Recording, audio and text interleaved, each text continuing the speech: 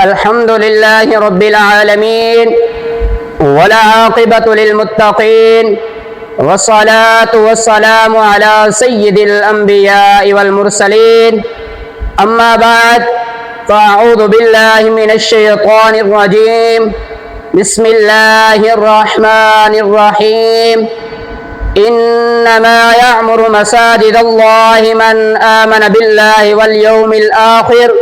وأقام الصلاة وآتى الزكاة ولم يخش إلا الله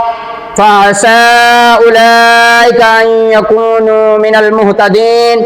صدق الله العظيم إن الله وملائكته يصلون على النبي يا أيها الذين آمنوا صلوا عليه وسلموا تسليما الصلاة والسلام عليك يا سيدي يا رسول الله وعلى آلك وأصحابك يا سيدي يا حبیب اللہ۔ حمد و صلاۃ کے بعد میرے نہایت واجب الاحترام اساتذہ کرام اور میرے عزیز طلبہ، السلام علیکم ورحمۃ اللہ وبرکاتہ۔ آج مجھے جس عنوان پر گفتگو کرنے کا موقع ملا ہے وہ ہے مساجد کی اہمیت اور فضیلت۔ جو آیت مبارکہ میں نے آپ کے سامنے قرآن مجید فرقان حمید میں سے تلاوت کی ہے، اس میں اللہ رب العزت نے ارشاد فرمایا، اللہ کی مسجدیں وہی آباد کرتے ہیں جو اللہ اور قیامت پر ایمان لاتے ہیں اور نماز قائم کرتے ہیں اور زکوٰۃ دیتے ہیں اور اللہ کے سوا کسی سے نہیں ڈرتے، تو قریب ہے کہ یہ لوگ ہدایت والوں میں ہیں۔ عن ابی ہریرہ رضی اللہ تعالی عنہ عن النبی صلی اللہ علیہ وسلم احب البلاد الى اللہ مساجدها وابغض البلاد الى اللہ اسواقها، رواہ مسلم۔ حضرت سیدنا ابو ہریرہ رضی اللہ تعالی عنہ سے روایت ہے، نبی کریم صلی اللہ علیہ وآلہ وسلم نے ارشاد فرمایا، اللہ تعالیٰ کے نزدیک سب سے زیادہ پسندیدہ مقامات مساجد ہیں اور سب سے زیادہ ناپسندیدہ مقامات یعنی بری جگہ وہ بازار ہیں۔ اس کائنات میں سب سے بہترین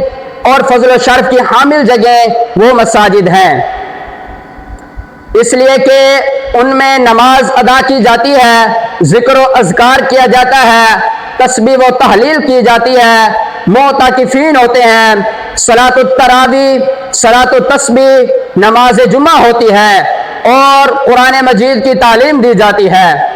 قال اللہ وقال رسول اللہ صلی اللہ علیہ وآلہ وسلم کے نغمات جاں فضا سے دلوں کو روشن کیا جاتا ہے اور ہر وقت رحمتوں اور برکتوں کا نزول ہوتا ہے۔ حضرت عبد الرحمن بن مغفل فرماتے ہیں کہ شیطان سے بچنے کے لیے جو مساجد ہیں وہ مضبوط قلعے ہیں۔ وَأَبْغَضُ الْبِلَادِ إِلَى اللَّهِ أَسْوَاقُهَا، اور اس کے برعکس اللہ تعالیٰ کے نزدیک سب سے بدتر جگہ یعنی بری جگہ وہ بازار ہیں، کیونکہ وہاں مرد و زن کا اختلاط ہوتا ہے اور فحاشی پھیلائی جاتی ہے، قسمیں کھانا، دھوکہ بازی کرنا اور رشوت کا بازار گرم کرنا، یہ سب ناپسندیدہ کام بازار میں کیے جاتے ہیں جو کہ اللہ تعالیٰ کی ناراضگی کا سبب بنتے ہیں۔ دعا ہے اللہ تبارک و تعالی ہمیں مساجد کے ساتھ منسلک رہنے کی توفیق عطا فرمائے اور اللہ تبارک و تعالی ہمیں مساجد کا احترام کرنے کی توفیق عطا فرمائے۔ وما علی الا البلاغ المبین۔